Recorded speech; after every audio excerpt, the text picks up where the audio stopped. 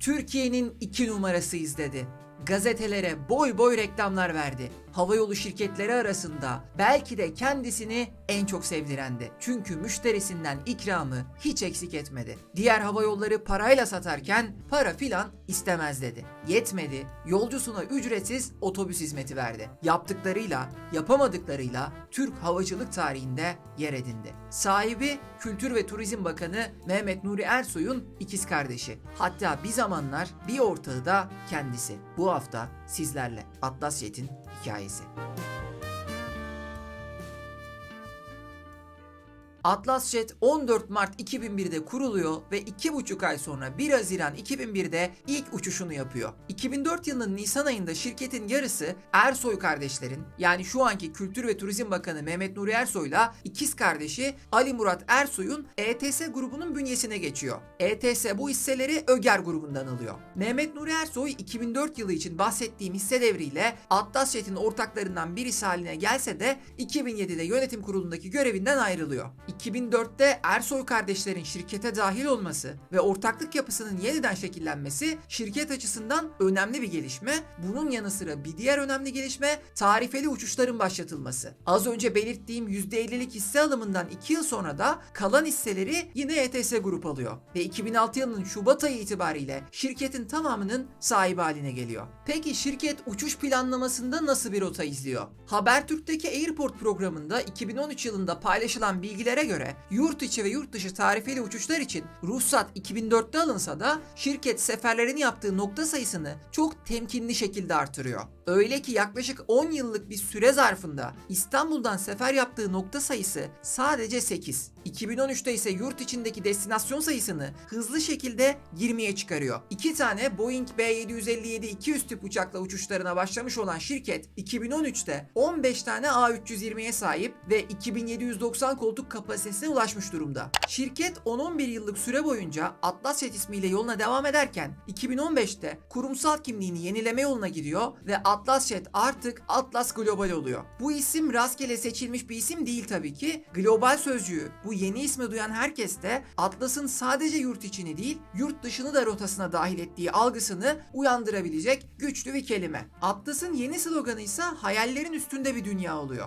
Yıllar önce o 2 uçakla yola çıkan Atlas, Airbus'lardan A319, A320 ve A321'lerden oluşan filosuyla Türkiye, Kıbrıs, Orta Doğu, Avrupa ve Asya'ya uçuşlarını gerçekleştiriyor. Atlas Global'in havayolu şirketinin yanı sıra bir de pilot ve kabin ekibi yetiştirmek amacıyla kurduğu Atlantik adındaki uçuş akademisi var. ATS Team adlı şirketi ise sertifikalı mühendis ve teknisyenlerden oluşan 480 kişilik bir ekip ve çeşitli havayolu şirketlerine bakım hizmeti veriyor. Jet Support adlı şirketi ise sivil havacılık firmalarına muhtelif hizmetler sunuyor. Çeşitli şirketler üzerine ve rotalar üzerine konuştuk. Peki bu rotalara giderken müşteri memnuniyeti ne durumda? Atlas Jet yolculukları çok daha keyifli hale getirmek ve uçağa binenlere unutamayacakları deneyimler yaşatmak için çeşitli adımlar atıyor. Projeler geliştiriyor. Örneğin Uçan Şef adlı bir uygulaması var. Bu uygulama 3 saat üzerindeki uçuşlarda mevcut olan bir uygulama. Şefler yolcularla birebir ilgilenip hem Türk mutfağından hem de dünya mutfağından tatları yolcularına hazırlıyor. Dış hat uçuşlarında da sağlık ve dini açıdan hassasiyete göre yemek menüleri sunuluyor. Müslüman yemeği, diyabetik yemek, Hint tipi vejetaryen yemek, az laktozlu yemek gibi 19 çeşit yemek menüsü var. Tüm yurt dışı business yolcularını da Atatürk Havalimanı dış hatlar terminalindeki Skylounge'da ağırlıyor şirket. Fakat sadece business için çalışmıyor. Ekonomi sınıfına da değer veriyor. Onlara low cost model yerine low cost premium arası dengeli bir hizmeti sunmaya çalışıyor. Otobüslerin dahi kek gibi ikramları ücretsiz sunduğu bir ortamda havayolu şirketleri ekonomi sınıfında bu hizmetleri paralı sunarken Atlas Global ücretsiz kek veya sandviç sunmasıyla, koltuk aralıklarını 77 santim tutmasıyla, ücretsiz bagaj hakkıyla kendini diğer havayollarının ekonomi sınıflarından olumlu şekilde farklılaştırmaya çalışıp müşterilerini en çok seven havayolu şirketi algısını oluşturmaya çalışıyor. 70'ten fazla yabancı havayolu şirketiyle işbirliği yapıp yolcularının dünyadaki birçok lokasyona bağlantılı uçmasını sağlıyor. Bir başka güzel hizmeti Fly and Bus. Bu hizmetle belirli lokasyonlarda havalimanına giriş geliş sürecinde yolcularına ücretsiz servis hizmeti sunuyor. Türkiye'de bunu ilk yapan firma olduğunu belirtiyor. Sadık bir müşteri kitlesi oluşturmak ve sık uçuş yapan yolcuları ağına katmak için de bir program başlatıyor. 2017'de Atlas Global Unlimited adlı bu programla 8 ay boyunca yurt içi 3500 lira, yurt dışı 3500 dolara sınırsız uçuş imkanı sunuyor. Kısacası müşterileri için pek çok yenilik düşünüyor Atlasjet ve bunlar müşterilerin hoşuna gidiyor. Ayrıca Atlasjet Uluslararası Hava Taşımacılığı Birliği'ne kabul edilen ikinci Türk Hava Yolu şirketi. Bir dönem yürüttükleri reklam kampanyalarında da sık sık ikincilik vurgusu yapılıyor. Reklam demişken Atlasjet'in çok konuşulan reklam kampanyaları da oluyor ki ekranda görüyorsunuz. Şu an görünce hatırlamışsınızdır bu reklamları. Tabi bu reklam kampanyalarının çok konuşulmasının sebebi kullandığı dille yapılan çağrışımlar. Kimi markalar bu tarz bir dili çok bayağı ve reklamcılık açısından ucuza kaçmak olarak görüp bu tarz reklamlara girmeme yolunu seçebilir. Fakat Atlasjet bu reklamlarla göreceği ilgiyi önceliğine almış olmalı ki bu reklamlarla tüketicilerin karşısına çıkmayı seçiyor. Reklam demişken kısaca sinemaya da bir geçiş yapalım. Recep İvedik'in babaannesinin baskılarına dayanamayıp işe girdiği süreçte host olarak çalıştığı havayolu da Atlasjet'ti ve katıldığı tek uçuşla Türk havacılık tarihine geçecek işlere imza atmıştı. Devam et! Oğlum adam gibi uçuş uçağı anlıyor musun? Türbülansı sokma. Sakin ol Artist beyefendi. artist konuşacağına uçağın uçur. Düz yolda gidiyorsun ya. Hayret bir şey ya. Sizin bu şapkalardan bizi de yaptırmaları lazım. Şimdi günümüze doğru yaklaşıyoruz. 2017 yılında şirket Skytrax kuruluşu tarafından 4 yıldızlı hava yolu olarak seçiliyor ki bu da önemli diyebileceğimiz bir başarı. Çünkü bu derecelendirmede 5 yıldız alan havayolu şirketi çok az. O nedenle 4 yıldız dahi kayda değer bir seviye. Çoğu havayolu şirketi 3 yıldız alabilmiş durumda. Ek bir bilgi daha vereyim. Günümüzde bu sıralamada sadece 10 havayolu şirketi 5 yıldıza sahip ve bunların 9'u Asya şirketi, birisi ise Qatar Airways. Türkiye'den Pegasus 3, Türk Hava Yolları 4 yıldıza sahip. 2017'ye dönersek Atlasjet açısından bir diğer güzel gelişme Türkiye'nin en çok hizmet ihracatı yapan 10 şirketi arasına 7. sıradan giriyor. Yani 2017'ye kadar her şey gayet güzel. Havayolu sektöründe yer edinmiş, müşteriler tarafından sevilmiş bir marka var. Taşlar yerine çok güzel oturtulmuş, birbirine çok güzel kenetlenmiş, bu duvarı kimse yıkamaz gibi gelebilir. Ama 2019 sonlarında Atlasjet bir açıklama yayınlıyor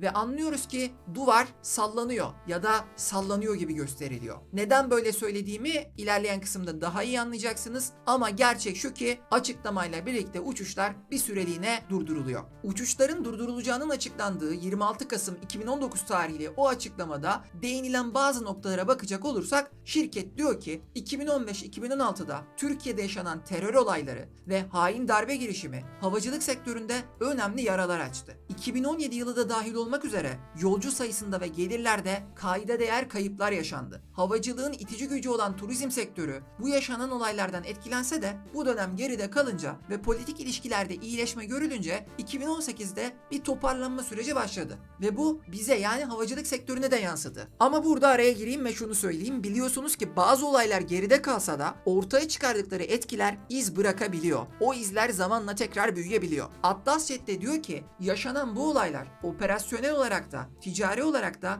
şirketi olumsuz etkiledi. 2018'de Türkiye açısından genel atmosfer toparlamış olsa dahi yılın ikinci yarısında Türk lirasında hızlı değer kayıpları olunca, volatilite artınca pazardaki dinamikler de yeniden şekillendi ve uçakla seyahati olan talep azaldı. Buna rağmen 2018'in ikinci yarısında stratejik kararlarla şirketi tekrar kar eder bir yapıya büründürdüklerini, ancak 2019 Nisan itibariyle İstanbul Havalimanı'na geçiş yapılınca şirketin lojistik ve operasyonel maliyetlerinin önemli ölçüde artış gösterdiğini söylüyorlar. Haliyle tekrar kar elde etmeye başlamışken büyük kayıpların yaşandığı 2016-2017'nin ve takip eden yılların zararlarını kapatma fırsatı yakalamışken maliyetlerin yükselmesi tekrar dengeleri bozuyor ve şirket de diyor ki kayıplarımız yeterli sürede telafi etme imkanı ortadan kalkmıştır. Ve geldikleri nokta şu: mevcut durumu gözden geçirip nakit akışını yapılandırmak. Bunun için de 26 Kasım 2019 tarihi itibariyle uçuşlara ara veriyorlar. Peki ne zamana kadar? Belli bir süre var mı? 21 Aralık 2019'a kadar. Yani bir aylık bir ara ayında ve bu zaman zarfında durumumuz nedir sorusuna yanıt aranacak.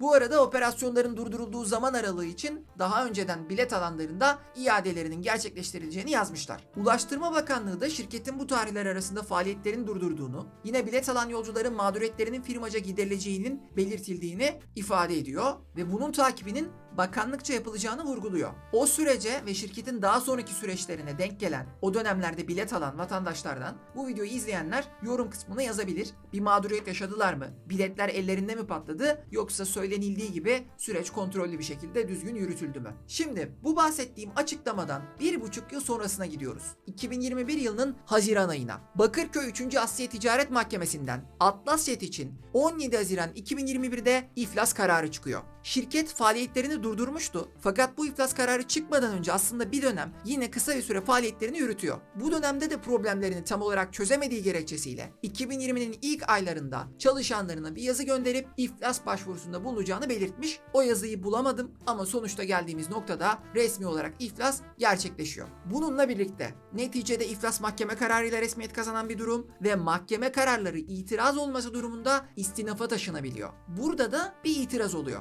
Şirketten alacağı olanların yapmış olduğu itiraz ve buna bağlı olarak Atlasjet için de bu karar istinafa gidiyor. Ve ne oluyor biliyor musunuz? İstinaf iflas kararını bozuyor. Peki neden bozuyor bu kararı? Mahkeme iflasa ilişkin dosyaları inceleyince görüyor ki ortada eksik olan bir karar var. Nedir bu karar? Türk Ticaret Kanunu 376 Taksim 3 maddesinin gereği olarak iflasın gerçekleşebilmesi için bir şirketin yönetim kurulunun iflas talebi gerekiyor. Yani yönetim kurulunun buna ilişkin karar alması gerekiyor. Ancak iflas sürecine ilişkin dosyada ve UYAP'ta böyle bir şeye rastlanmadığı belirtiliyor. Sonuçta ilk mahkemenin verdiği iflas kararı bu gerekçeyle bozuluyor ve yeniden karar verilmesi için dosya iade ediliyor. 19 Ocak 2023'te ise Airport Haber'de yer alan haber bizi Atlasjet'in iflas süreciyle ilişkili yeni bir gelişme hakkında bilgilendiriyor. İstinaf kararı bozulup dosya yeniden incelenmek için iade edilince İstanbul Asya Ticaret Mahkemesi tarafından tekrar inceleme yapılmış ve habere göre bu inceleme sonrasında ortaya çıkan durum şu: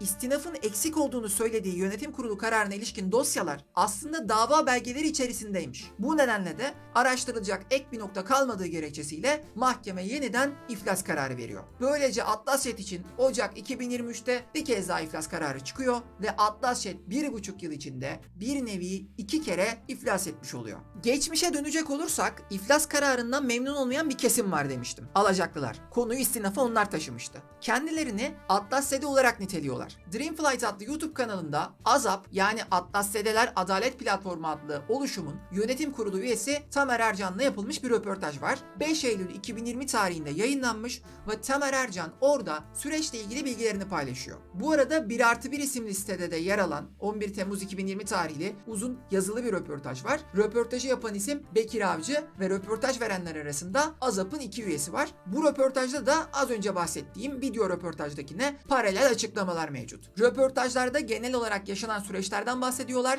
ve bu iflasın hileli iflas olabileceğine yönelik tespit ettikleri noktaları da anlatıyorlar. Dreamflight kanalındaki video röportajda Atlasjet'in süreciyle ilgili söylenen sözler ve sürece ilişkin bazı iddialar şu şekilde. Hatırlarsanız uçuşlara bir dönem ara verildiğinden bahsetmiştim. O dönem çalışanlar izinli sayılıyor ve sonra o bir ay sonra Aralık'ta tekrar çalışanlara bir çağrı yapılıyor ve yeniden işbaşı gerçekleşiyor. Murat Ersoy yaşanan süreçlerin nakit akışı problemlerinden kaynaklandığını, kısa bir süreçte problemlerin çözüleceğini, hatta şirketin daha da güçlenerek bu süreçten çıkacağını çalışanlara söylemiş. Çalışanların iddiası bu. Bu arada şirketi satın almak veya ortaklık içinde o dönem teklifler geldiğini fakat Murat Ersoy'un bunu kabul etmediğini iddia ediyor çalışanlar. Biz de bu durumu görünce teklifleri geri çevirince gerçekten parası var, sadece nakit sorunu çektiği için şirket bu duruma geldi.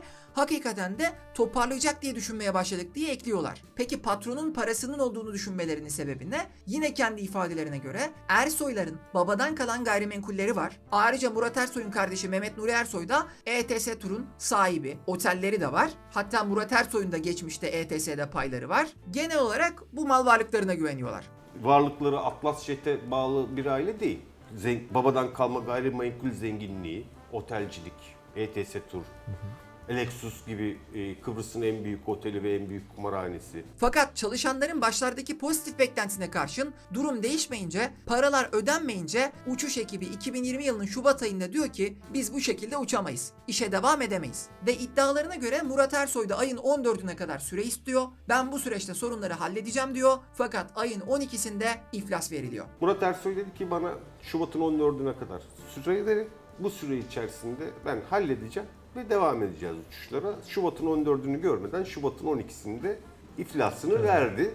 Burada şu bilgiyi de ekleyeyim. Çalışanlar ETS ile ilgili de süreçler yürütüyor. Mesela birazdan göreceğiz. Bazı eylemlerini ETS'nin binasının önünde yapıyor. Bununla birlikte biraz araştırma yapınca şöyle bilgilerle de karşılaşmak mümkün. Mehmet Nuri Ersoy'la Murat Ersoy'un, kardeşlerin aralarının iyi olmadığı da belirli noktalarda ifade ediliyor. Fakat buna inanmayanlar da var. Yani aslında bunun bir danışıklı dövüş olduğunu öne sürenler de var. Tekrar Tamer Ercan'ın röportajına dönecek olursak, Tamer Ercan diyor ki bilançoları inceledik ve ilk bilançoda, iflas için sunulan bilançoda ortaklara giden para diye 220 milyon civarı bir para gördük diyor. Bu durumdaki bir şirket için bunun mantıksız olduğunu belirtiyor ve ikinci bilançoda herhalde bu yaptıklarını fark ettiler ki bu kez patrona para gidecek şekilde değil, patrondan şirkete para gelmiş şekilde bir gösterim yapıldı diyor. Ve burada altını çizdiği önemli bir nokta var. Türk Ticaret Kanunu'na göre bu iki bilanço arasında normalde %10'dan fazla fark olamaz diyor. Bunun detayını kontrol etmedim, sadece oradaki beyanı dile getiriyorum. Bunlar yaşanırken çalışanlar yaşanan tüm süreci,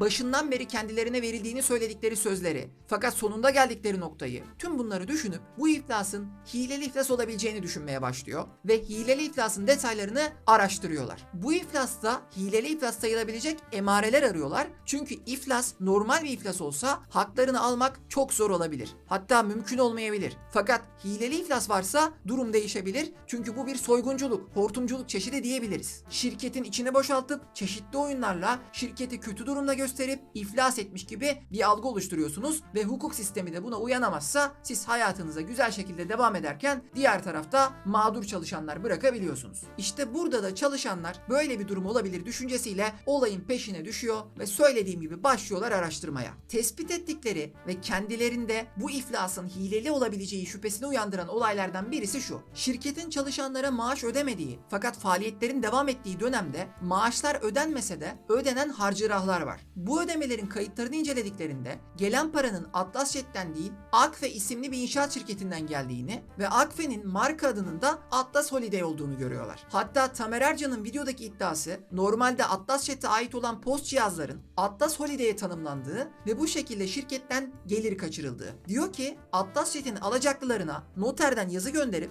borçlarınızı Atlas Jet'e değil Akfe'ye gönderin dediler. İşte bu şekilde de şirketin alacaklarını yani kasasına girecek olan parayı kaçırmış oluyorlar diyor. Atlas Hava Yolları adına ve onu şirketin hesapları namına verilmiş olan post makineleri alınmış, hiç kimseye bir şey söylenmeden Atlas Holiday hesaplarına tanımlanmış. Mahkemede öğrendik ki alacaklara noterden yazı göndermişler. Şirkete borcu olanlara yazı göndermişler. Bize olan borcunuzu Atlas Jet AŞ adına yatırmayın, Akfe İnşaat adına yatırın. Bu da zaten bir gelirlerin kaçırılması. Bir başka iddiası şu: 2018 Mayıs'ta ATS Team adlı şirketin İsviçreli fona satışının söz konusu olduğunun kendilerine söylendiğini fakat hesapları incelemelerinin ardından bunun da böyle olmadığını düşündüklerini söylüyor. Çünkü diyor ki biz hesaplarda gördük ki iki şirketin hesapları birlikte götürülüyordu hala. Eğer satış olsaydı bu şirket Atlas Jet'ten ayrılıp İsviçreli bir şirket haline gelseydi böyle bir durum olmazdı diyor. Bu İsviçre konusu onları bambaşka bir tespite de yönlendiriyor ki burası da çok önemli. Akıllarına İsviçre'ye yönelik bir sorgulama yapmak geliyor. Yani Murat Ersoy'un oradaki şirketlerine dair bir sorgulama. Bakıyorlar ki Murat Ersoy adına İsviçre'de şirketler var ve şirketlerin hesaplarına ulaşıp bu şirketlerin birkaç milyon dolar karı olan ve yüksek tutarlı faturalar kesen şirketler olduğunu görüyorlar. Burada da kritik olabilecek bir talebi gündeme getiriyorlar ve diyorlar ki mahkemede bu sorgulansın. Nedir sorgulanması gereken? Murat Ersoy'un İsviçre'de sahip olduğunu söyledikleri ve yüksek tutarlarda faturalar kestiğini iddia ettikleri bu şirketler Atlas Jet'e de böyle faturalar kesti mi? Ve Atlas Jet'in hesaplarından bu şirketlere bu faturalar karşılığı para transfer edildi mi? Eğer öyleyse bu da şirketin içindeki kaynağın dışarı aktarılmasını sağlayan bir mekanizma olarak kullanılmış oluyor. Yani arada gerçek anlamda bir ticaret olmasa dahi fiktif bir işlemle, fiktif bir ticaretle İsviçre'den fatura kesmek, buradan da o fatura karşılığı ödeme yapmak. İşte diyor ki bu oluşum, biz bunları merak ediyoruz. Bunlar kontrol edilsin. Bu konuları o dönemlerde Twitter'da da yazmışlar ve bir süre sonra şirketten kendilerine bir protokol teklifi geldiğini söylüyorlar. Protokol en genel anlamda şu: ödemeler yapılınca davalardan çekilin diyor şirket. Fakat bu röportajı verdiği tarihte hala ödemelerini alamamışlar. Keza protokol gereği alacaklarının bir kısmından da vazgeçmişler. Sonrasında ne gelişmeler yaşandı? Bunun için Azap platformunun Twitter sayfasına baktım. 10 Aralık 2020'de Azap platformunun Twitter hesabında bir paylaşım var. 8 kişi gözaltına alınıyor. Tweet'in başında "bakan bizi gözaltına aldırdı" şeklinde bir iddia var. Tweet'te yer alan videoda polis eylem yapanların haklarında şikayet olduğunu, eylemin sonlandırılması gerektiğini, yazılı ifadelerinin alınacağını söylüyor ve lütfen emniyete gelin diyor. Eylem yapanlar da "Türküler bölünmez, türkü bitsin" öyle diyor. Fakat sonrasında polis müdahale ediyor ve zorla araçlara bindiriyor. Konuya ilişkin bu hesaptaki en güncel tweet ise 1 Haziran 2022'de atılmış. Birol Balaban isimli vatandaşın tweet'i retweet edilmiş ve 946 gündür beklediklerini, paralarının içeride kaldığını belirtmiş. Havayolu Çalışanları Sendikası Havasen'de 19 Ocak 2023 tarihli iflas kararı sonrası sitesinde bir yazı yayınlamış ve mağdurların haklarını alabilmeleri için süreci takip ettiklerini belirtmiş. Hatta yazıdaki bir cümlenin içinde şöyle bir ifade var. Deniyor ki Türk sivil havacılığına muhtemelen hileli iflas olarak geçecek olan Atlas Jet Hava Yolları davası. Yani o düşünce de hala bir kesimde devam ediyor. Bu söylediğim gelişmelerden sonra başka bir gelişme olduysa çalışanların arasında bu videoyu izleyenler haklarını alıp almadıklarını, yeni gelişmelerin olup olmadığını yorumlara ekleyebilir. İşte Atlas Jet'in hikayesi böyle. Benim de ilk uçak deneyimim Atlas Jet'te olmuştu ve bugün hala varlığını sürdüren bir şirket olmasını isterdim. Hangi pazar olursa olsun tüketiciler için alternatifler olması her zaman iyi bir şey. Eğer kartel gibi bir ortam yoksa, alternatifler arasında hakiki bir rekabet varsa o pazarda kalite yükselir, fiyatlarsa yükselmesi gerektiği kadar yükselir. Aşırılıklar gerçekleşmez. Tabii ülkenin ekonomisi de önemli bir faktör. Bazen siz şirket olarak ne yaparsanız yapın, makro koşullar sizi de ciddi anlamda zorlayabilir ve mecburen fiyat yükseltebilirsiniz. Ama genel anlamda iyi bir pazarda, iyi bir ülkede rekabet ve buna bağlı kalite artışı, daha fazla seçenek arzuladığımız opsiyon olmalı. Gelelim hileli iflas konusuna. Burada gerçekten hileli iflas olup olmadığını şirket kayıtlarını görmeden bilemeyiz. Bu yorumu daha önceki iflas eden birçok şirket için de yaptım. Bundan sonraki şirketler için de yapacağım. Bilgi olması lazım ki elimizde sağlıklı bir yorum yapalım. Ama Türkiye'de bu zamana kadar çok fazla iflas eden şirket oldu ve bunların bazıları gerçekten istem dışı iflas ederken kimisi de şirket içi boşaltma olarak gerçekleşti. Eğer burada da benzeri bir durum varsa tabii ki durum içler acısı. Neden içler acısı? Birincisi, önemli bir şirket ortadan kayboluyor ve bir pazarın dinamikleri değişiyor. İkincisi, çok sayıda çalışan mağdur oluyor ki bu şirketin sıkıntılı süreci pandemide de devam etti. O nedenle çalışanlar normal zamanda iflas eden bir şirkete göre kat be kat sıkıntılar çekmiştir. Yani yaşamayan bunları bilemez. Üçüncüsü, bir şirket içi boşaltılarak iflas ettiriliyorsa bu başlı başına bir rezalettir zaten. Kimi patronlar vardır, yıllarca ortaya bir emek koyar ve onun ortadan gitmemesi için böyle kritik zamanlarda çabalar ama neticede ülkenin koşulları gereği iflas eder. Batmaya çalışmaz. Adeta batırılır ve hatta tüm bunlara karşın yaftalanır, iftira atılır. Sen şirketin içini boşalttın diye. Ama aslında böyle bir durum yoktur. Bugüne kadar anlattığım hikayelerin bazılarında böyle örnekler var. En azından ben öyle olduğunu düşünüyorum. Kimi patronlarsa şirketlerinin içini boşaltır ve hala hiçbir şey olmamış gibi yaşamlarına devam eder. Böyle örnekler de gördük. Atlas Jet'teki durum hangisi? Benim bir fikrim var ama doğru mudur? Dediğim gibi kayıtları görmeden veya bir uzmanın o kayıtlar hakkındaki fikrini dikkatli şekilde dinlemeden bunu bilemem. Gelelim son söze. Her insanın kasti olarak yaptığı o çok büyük hataları hatırlayacağı ve kendi kendine dönüp ben ne yaptım diyeceği bir an gelecek. Bu anların sayısı hayatınızda olabildiğince düşük olsun. Düşük olması için elinizden geleni yapın. Çünkü belki bugün yaptığınız o kasti hatayla adınızı göğe çıkarabilirsiniz. Herkes sizi alkışlayabilir, ödüller alabilirsiniz. Fakat ben ne yaptım cümlesi dilinizin ucuna geldiğinde artık adınızın hiç iyi anılmayacağı ve yerin dibine girmek isteyeceğiniz o an gelmiş demektir. Tabii tüm bu söylediklerim az da olsa onur sahibi olanlar için geçerli.